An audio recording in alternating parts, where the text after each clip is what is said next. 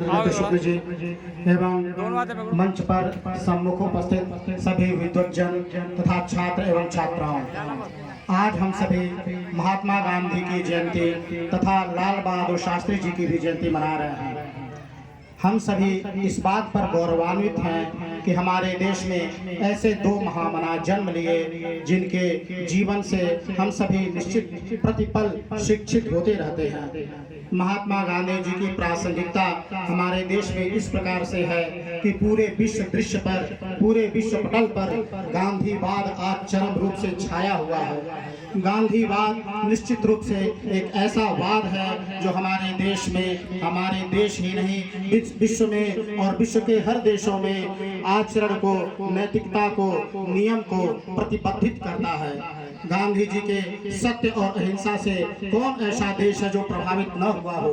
गांधी जी का सत्य और अहिंसा एक प्रयोग ही नहीं था, वह एक हथियार भी था जिस हथियार के द्वारा उन्होंने इस देश को स्वतंत्र कराया। आप सभी जानते हैं कि गांधी जी वैष्णव थे, भगवान राम के भक्त थे, राम के पुजारी थे और उनकी वैष्णवता इस प्रकार प्रसिद्ध थी कि उनका जो भजन था, वैष्णव जन के तेरो कहियो पीर पराई जाने रे, और यह भजन इस प्रकार का वैष्णवता को परिभाषित करता था कि वैष्णव वही है जो पीर पराई जाने, जो दूसरे की पीड़ा को जाने, और गांधी जी ने हमेशा दूसरे की पीड़ा को जाना। इसलिए गांधी मोहनदास करमचंद से महात्मा बने।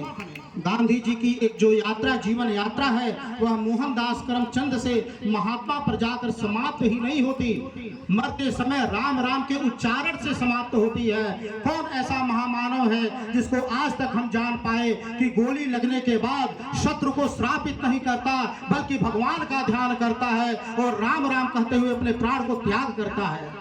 लाल बहादुर शास्त्री जी इसलिए पूजनीय है, उनका जन्म जयंती इसलिए हमारे लिए आवश्यक रूप से मनाए जाने योग्य हो जाता है क्योंकि अगर देश युद्ध कर रहा होता है तो वह सारे जनता से आह्वान करते हैं कि एक समय का आप अपने भोजन का त्याग कर दें, किसानों के प्रति सोचते हैं, जय जवान जय किसान का नारा लगाते हैं और भारत चीन युद्ध में भारत को एक निर्णायक मोड़ पर लाकर पहुंचाते हैं। इसलिए लाल बहादुर शास्त्री का जीवन हमारे लिए परम धन्य हो जाता है। बच्चों, गांधी जी तो अगर आप उनके मूल जीवन को देखें तो वह तो एक सामान्य वकील थे। बैरिस्टरी की पढ़ाई करके साउथ अफ्रीका वह एक सेठ का मुकदमा लड़ने गए थे।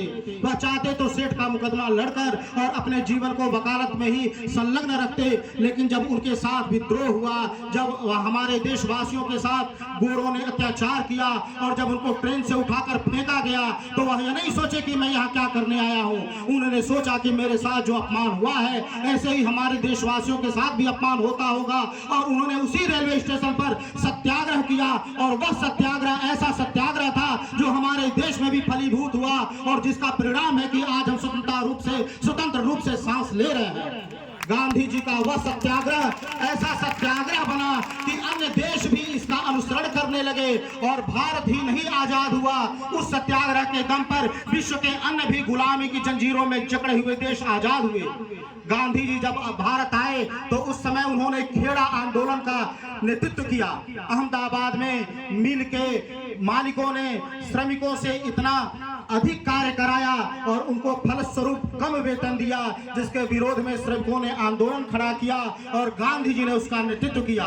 गांधी जी को तब लगा कि मुझे वकालत करने अब दक्षिण अफ्रीका नहीं जाना है। दक्षिण अफ्रीका में गांधी जी का फिनिक्स आश्रम था, वहां वह रचनात्मक कार्य करते थे और गांधी जी ने उन्हीं रचनात्मक कार्यों की दिशा भारत में शुरू की, जिसका प्रथम आंदोलन चंपारण का सत्याग्रह आंदोलन था। चंपारण में जाकर नील खेती पर हो रहे किसानों के अत्याचार का उन्होंने प्रतिकार किया और वहां ने अपने वकालत की कोट पैंट उतार दी और देश की दुर्दशा देखकर देखा कि हमारे देश की माताएं एक वस्त्र में ही जीवन जी रही हैं। उन्होंने उसी तालाब के नीचे अपना कोट पैंट उतारा और एक वस्त्र पहना और प्रतिज्ञा किया कि जब तक देश हमारा समृद्ध नहीं हो जाता तब तक मैं कोई भी वस्त्र धारण नहीं करूंगा, मैं भी एक वंगी वस्त्र धारण करके रहूंगा। और आज हम सभी अगर गांधी जी के चित्र को अगर ध्यान करें तो हमें कभी कोट पैंट वाले गांधी नजर नहीं आते। हम